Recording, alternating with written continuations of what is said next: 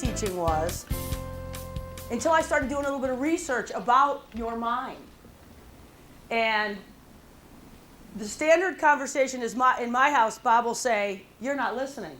And I'll say, "I'm listening." And he'll say, "What are you thinking about?" And I'll say, "I'm not thinking about anything." And he said, "It is impossible for your brain to not be thinking about something every minute." And he'll tell you I have 2 speeds, off and wide open. And after doing this research, Bob, I'm here to tell you, is absolutely correct. The average person, in P.S. I'm not that, has 30,000 thoughts a day. That's a lot, no? 400 billion bits of information goes into your brain. Consciously, you're aware of 2,000 bits of it.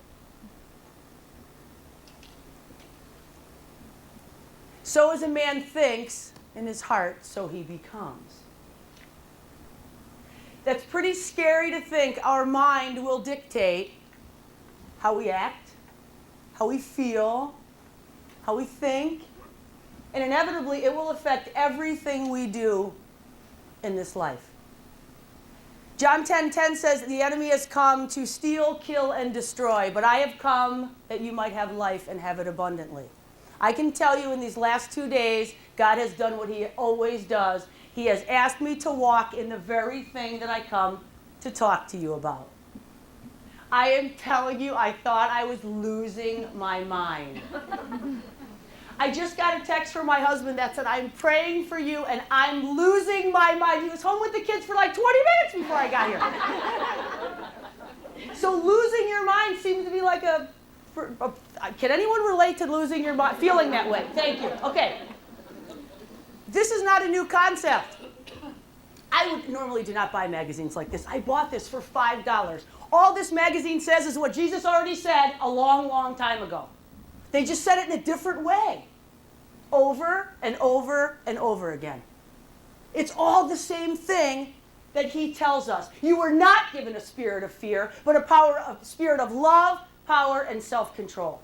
And self-control, translated in the King James Version, is a sound mind. But we look everywhere and to everyone to tell us what it is we need. We already know what we need. We already have what we need. It says it right here, and this is the truth. I dig this. 2 Corinthians 10:5. Bring all thoughts into the captivity of Christ. This is not a new concept. But I'll tell you, it's one we struggle with over and over and over. As women, I don't know if we struggle more than men, maybe in a different way. But tonight we're going to talk about little insecurity, little fear, and what is it that is within us that maybe would help us with these 30,000 thoughts a day. I think we need to detox our brains. I love reading scripture to you now because I'm guaranteed by God that you're going to get something. Guaranteed that if it goes out, it does not come back empty-handed. So I'm going to read again from scripture. We're going to listen to a story, and I just want you to think about if you might be able to relate to anything in this story. Some of you may have heard it, some of you may have not. Here's the good news. It's in the book of Genesis, which is the beginning.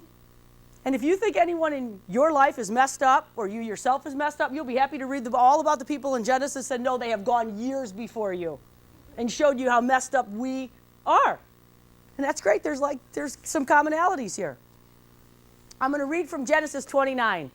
Now Laban had 2 daughters. The name of the older was Leah, and the name of the younger Rachel. Leah had weak eyes, but Rachel was lovely in form and beautiful. That's like saying, but Leah's a dog.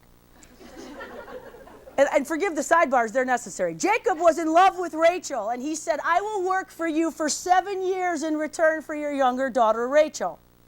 Laban said, it is better that I give her to you than some other man. Stay with me. So Jacob served 7 years to get Rachel, but they seemed like only a few days because of his love for her. Is that not a love story? He waited 7 years.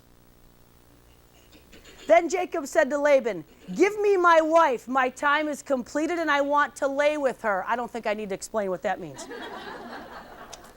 It's exactly what you thought.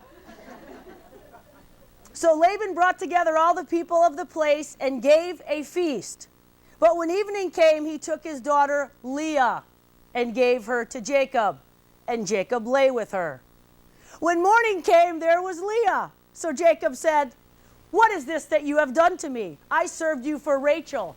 Why have you deceived me?" Okay, little sidebar here.